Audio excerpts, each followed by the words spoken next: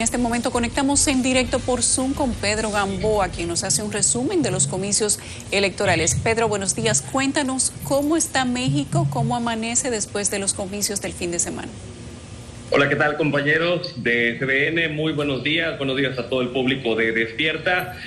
Fueron, desde que inició el proceso electoral, un suceso histórico. Desgraciadamente, para mal, ya que se convirtió en el proceso electoral más violento en la historia de México, si bien también fue el más grande por la cantidad de comicios que estuvieron en juego. 19,000 puestos estuvieron jugando en estas elecciones del 6 de junio.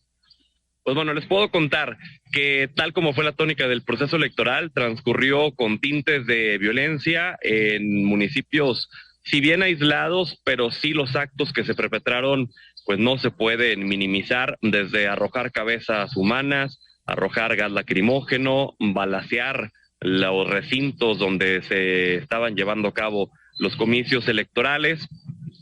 Fue la tónica de la jornada de ayer durante la votación.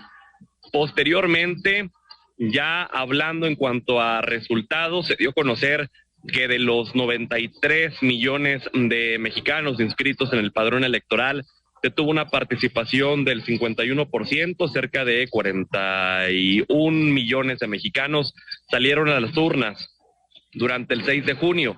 Y bueno, lo que todos estábamos esperando era qué iba a pasar con los 15 estados que estaban disputando la gubernatura, pero sobre todo con el Congreso, específicamente con la Cámara de Diputados, ya que esta se le llama la joya de la corona en estas elecciones, porque la incógnita era saber si el gobierno del presidente Andrés Manuel López Obrador iba a seguir contando con mayoría absoluta en la Cámara de Diputados. Acá en México son 500 los diputados federales. Para que se tenga una mayoría simple, se necesitan 251, y para que se tenga una mayoría calificada o absoluta, son 334. Con 334 curules se pueden modificar ya aspectos de la Constitución, con 251 solamente leyes.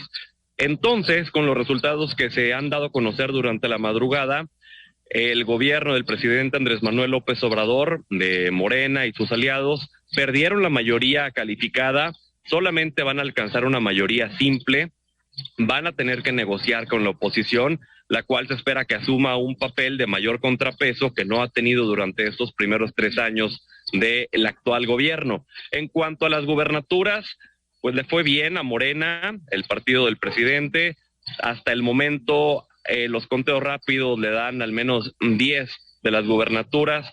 No hubo sorpresas en estados donde ya se anticipaba que podrían llegar a vencer. Otros que están muy cerrados, pues bueno, esos no los daban por ganados desde antes. Pero sin embargo, la cuestión de las diputaciones será un aspecto fundamental a partir de ahora para ver el progreso de lo que le llaman esta cuarta transformación acá en México. Pedro, se decía que estos comicios iban a ser una suerte de plebiscito para López Obrador y su gestión de gobierno. Al perder la mayoría calificada, ¿puede considerarse como un fracaso? Se podría considerar como un fracaso, sí. Ellos lo que estaban aspirando era a mantener la mayoría calificada. Estas elecciones, si bien son un reflejo de un posible plebiscito del presidente, tienen más tintes locales, debido a que las elecciones se llevaron a cabo con esta gran participación, debido a que se eligieron gubernaturas. Entonces, sí tiene que ver el presidente, porque el presidente prácticamente, aunque él no lo reconozca, es la cara y es el militante principal y el dirigente nacional, aunque por nombre sea otro, de Morena, del Movimiento de Regeneración Nacional. Entonces, sí, ya diríamos que en la teoría no, pero en la práctica sí, es una especie de plebiscito, así lo vemos en México, así se ha visto en todo el mundo. Y bueno, habrá que esperar también, por supuesto, la reacción del presidente ante estos resultados, que también hay que anticipar. Los que no ganaron seguramente van a estar impugnando en los tribunales en los siguientes días. Pedro, quiero preguntarte sobre eso. ¿Tendremos hoy las mañaneras de AMLO? ¿Se tiene previsto que hable en las próximas horas? El presidente suele hacerlo de manera habitual. Eso se ha llamado ya de manera oficial. Por otra parte, la configuración política. Sabemos que los principales partidos han tenido que hacer alianzas, establecer alianzas en contra de la fuerza que ha generado Morena, de AMLO. ¿Cómo se ve ese tablero ahora? En el aspecto del presidente, sí, estamos ya cerca de las 7 horas, tiempo del centro de México. Ya es momento de que empiece, justo de donde me encuentro, a unas calles más, desde Palacio Nacional, la conferencia del presidente. Será una cuestión obligada, los resultados, los comicios. Seguramente se mantendrá al margen de emitir alguna postura fuerte. Celebrará que se llevó a cabo la jornada electoral, como es costumbre en él, dirá triunfó la democracia. Y bueno, los partidos de oposición tuvieron que muchos renunciar a sus principios con los cuales fueron fundados, porque algunos nacieron de izquierda y se tuvieron que aliar con los de derecha.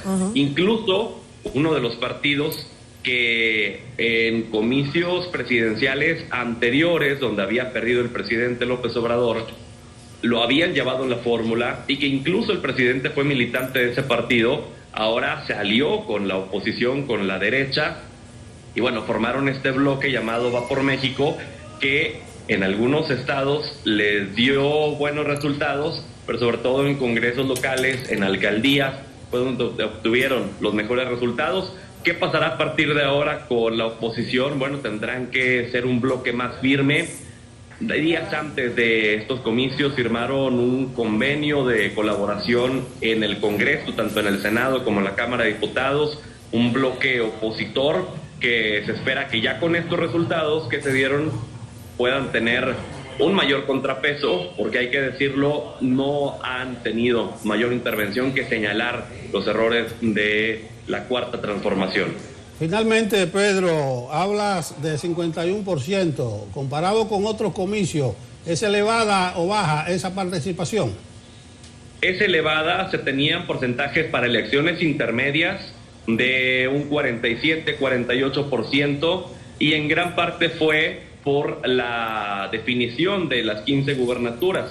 Si solamente, como en años anteriores, en las elecciones intermedias se hubieran tratado de los congresos locales, que se eligen cada 3 años, y de los diputados federales, que también se eligen cada 3 años, probablemente el número habría sido menor. Pero como en este caso, los gobiernos estatales se eligen cada 6 años, bueno, tocó en 15 estados que se renovaran, y por ende la gente salió a votar, y a pesar de la pandemia del COVID-19, vimos cerca de 41 millones de mexicanos en las urnas del día de ayer, desde las 8 de la mañana hasta las 6 de la tarde. Bueno, muchas gracias, Pedro. Estaremos en contacto contigo en el curso del día.